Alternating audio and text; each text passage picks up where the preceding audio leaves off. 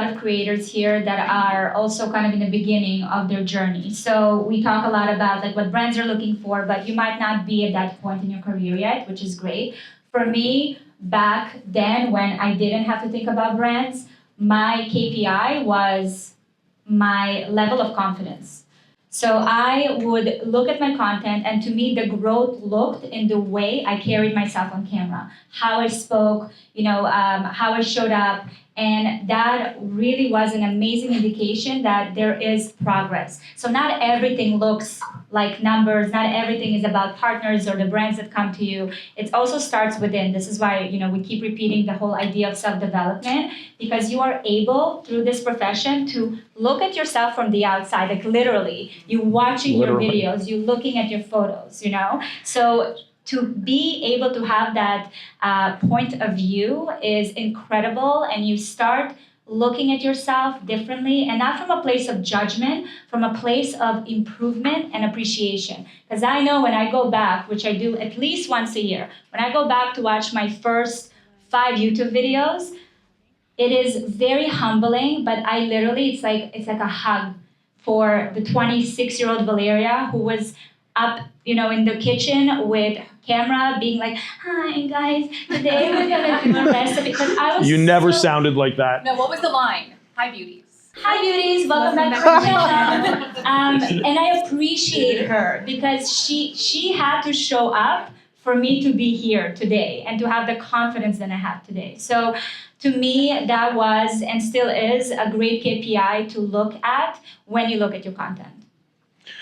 Yeah, so the other KPI that you should look at, especially those starting out and even those like further along, and we're all ignoring this, and it's really strange to me. So yes, there's follower counts, yes, there's views, and everyone's really caught up with that, especially follower counts, especially this vanity metric of follower count.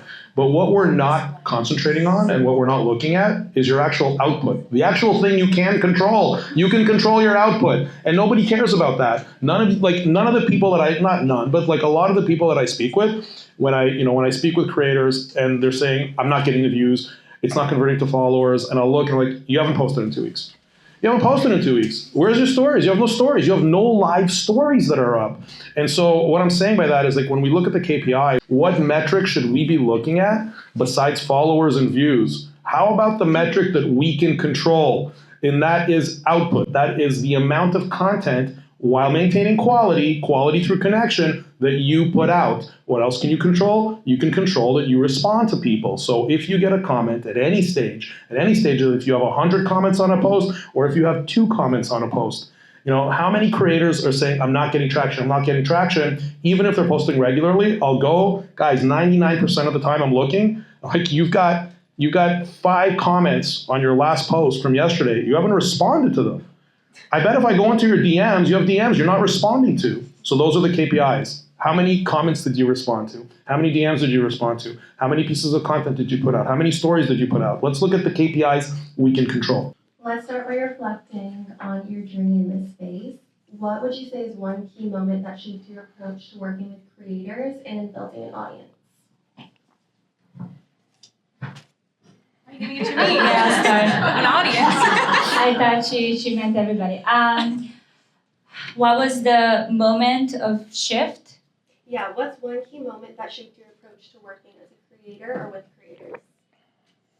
I think for me, the shift happened when the opportunities started to come in. I feel like in every industry, you work, you go to school, you work towards this like one thing. And with content creation, when I started building my audience, when I started building the community, the amount of opportunities that started coming my way unlocked this belief that I am limited in what I want to do in my career. If it's speaking, if it's writing books, if it's literally anything. I just realized that the power of attention, it is probably the biggest currency today. And that truly blew my mind. So not only am I so grateful to be in this line of work where if in 2 months I want to produce a movie, if I'm putting it out there, it's gonna happen. Like I have the network now to get anything that I want to happen.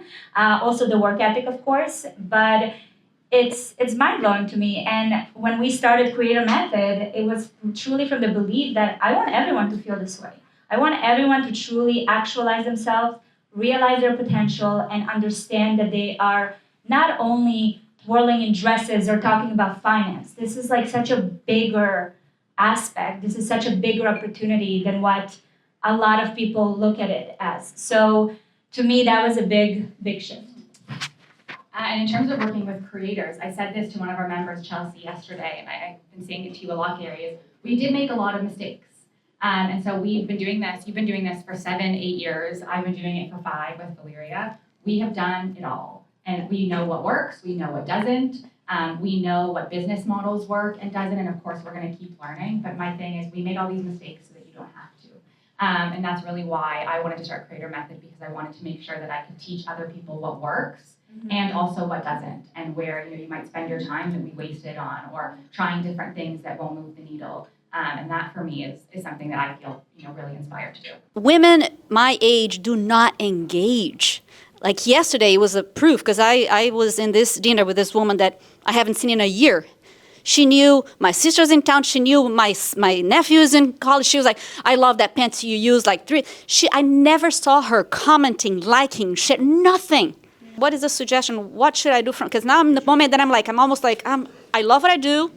I think I can do really well. I think I can, but it's too overwhelming. My suggestion to you is to create content for a younger demographic, meaning what you would say to your younger self.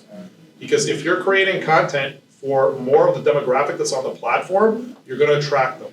So when you're creating content about advice that you would give to other women, who are let's say in their 20s and 30s, I think that maybe start creating content like that and start talking about it in the beginning. This is the advice that I would give to 30-year-olds. Because if you do that, you're gonna start attracting that audience. And then that audience, if you're saying that your age, closer to your age demographic, which by the way is my age demographic, doesn't comment, then I would suggest that you create content for that demographic.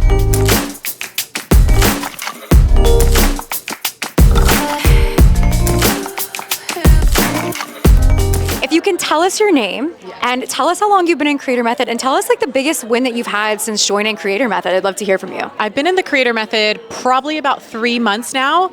I would say the biggest win is just consistently going after this desire to create content. Doesn't matter what it is, who it's for, but getting like the okay and the permission to just like be creative, like online. Like that's like such a big win. Beautiful Terry, who is here representing Stellar Girl, which is the ultimate sparkling wine, which she'll share with you guys about. So I joined Creator Method because I wanted to build a brand, a personal brand around Stellar Girl. So Stellar Girl is my Instagram handle, Stellar Girl Official, but I'm Terry Tkachuk, and how do you blend those two together? And I really wanted help and guidance I got to tell more of my story and my personal experience building this brand, and they were just instrumental in assisting with all that creation and the brand development for me, and it's just been an absolute blessing, and this community is amazing.